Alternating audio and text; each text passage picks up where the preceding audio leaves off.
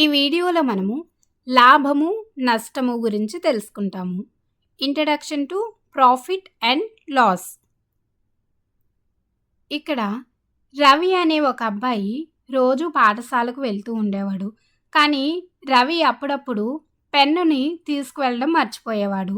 అప్పుడు తను ఏం చేసేవాడు అంటే తన స్నేహితుల దగ్గర నుంచి పెన్నును తీసుకొని తనకు అవసరం అయినప్పుడు రాసుకునేవాడు. ఇలాంటి సందర్భం మీకు ఎప్పుడైనా ఎదురైందా? ఖచ్చితంగా మనకు ఎప్పుడో ఒకసారి ఎదురయ్యే ఉంటుంది. అయితే ఇక్కడ రవి ఏమని ఆలోచించాడు అంటే తనలాగే కొంతమంది పాఠశాలకు పెన్నులు మర్చిపోయి వస్తూ ఉంటారు. అలాంటప్పుడు తనే పెన్నుని ఎందుకు అమ్మకూడదు అని అనుకున్నాడు. కాబట్టి రవి ఏం చేశాడు అంటే రూ. 10 పెట్టి తన దగ్గర ఉన్న రూ. 10 పెట్టి షాప్ దగ్గరికి వెళ్ళి ఒక పెన్నుని కొన్నాడు. ఇక్కడ ఈ రూ. 10 అనేది ఏమిటి? తను పెన్నుని కొన్న వెల. అంటే ఈ రూ. 10 అనేది కొన్న వెల అవుతుంది.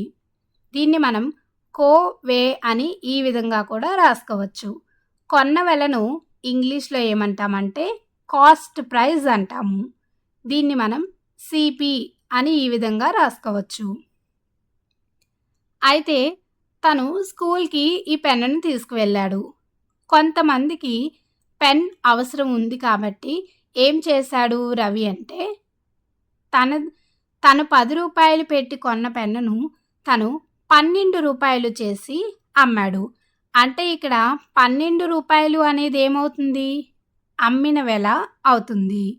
ఈ అమ్మిన వెలను మనము వే అని ఈ విధంగా కూడా రాసుకోవచ్చు. అమ్మిన వెలను ఇంగ్లీష్లో ఏమంటామంటే సెల్లింగ్ ప్రైస్ అంటాము. దీన్ని మనం ఎస్పీగా కూడా రాసుకోవచ్చు. అయితే ఇక్కడ ఏం చేశాడు? రూ. 10 కొన్న పెన్నుని రూ. 12కి అమ్మాడు.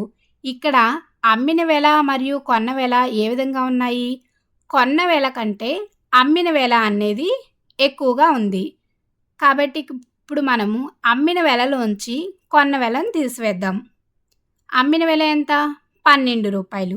ఈ రూ. 12లోంచి రూ. 10 తీసివేస్తే ఎంత వస్తుంది? రూ. 2 అనేది వస్తుంది. ఈ రూ. 2 అనేది ఏమిటి? తను కొన్న డబ్బుల కంటే ఎక్కువగా వచ్చిన డబ్బులు. కాబట్టి రవికి ఇక్కడ ఏం వచ్చింది? రూ. 2 అదనంగా వచ్చాయి. దీన్నే ఏమంటామంటే లాభము అంటాము. అంటే రవికి రూ. 2 లాభం వచ్చింది. లాభముని ఇంగ్లీష్లో మనం ప్రాఫిట్ అంటాము. అయితే ఇక్కడ మరొక సందర్భాన్ని చూద్దాం. రవి తను రూ. 12కు పెన్ అమ్మినప్పుడు ఎవరు కొనలేదు అనుకుందాం.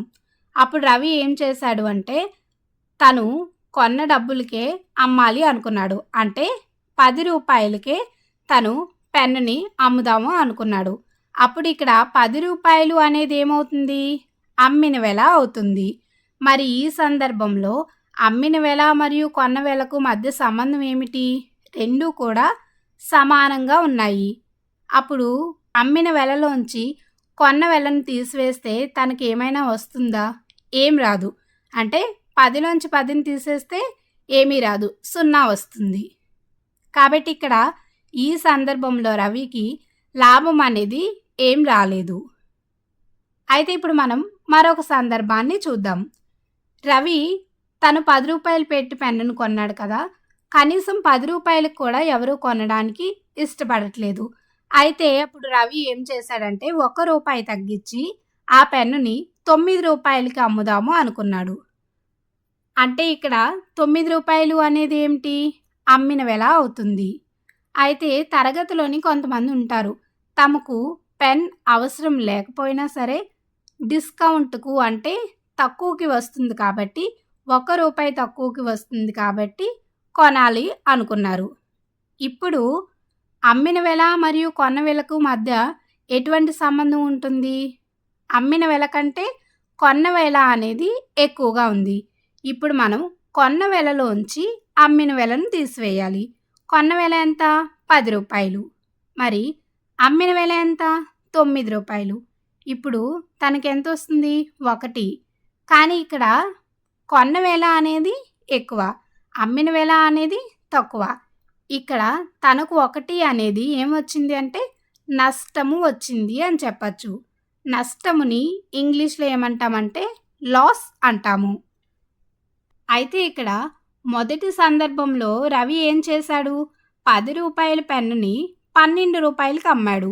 అంటే తనకు రూ. 10 కంటే రూ. 2 అదనంగా వచ్చాయి. కాబట్టి దీన్ని మనం +2గా రాసుకోవచ్చు. అదేవిధంగా రెండవ సందర్భంలో ఏం జరిగింది? రూ. 10 పెన్నుని రూ. 10కే అమ్మాడు. కాబట్టి ఇక్కడ రవికి ఎటువంటి లాభము రాలేదు, అలా అని నష్టము రాలేదు. కాబట్టి దీన్ని మనం 0గా రాసుకోవచ్చు. మరి మూడవ సందర్భంలో ఏం జరిగింది? రూ. 10 పెన్నుని రూ. 9కి అమ్మాడు. అంటే తనకే రూ. 1 నష్టం వచ్చింది. కాబట్టి దీన్ని మనము -1గా రాసుకోవచ్చు. ఎందుకు అంటే నష్టాలను మనము రుణాత్మక సంఖ్యల్లో రాయవచ్చు కాబట్టి ఇక్కడ -1గా మనం రాసుకోవచ్చు.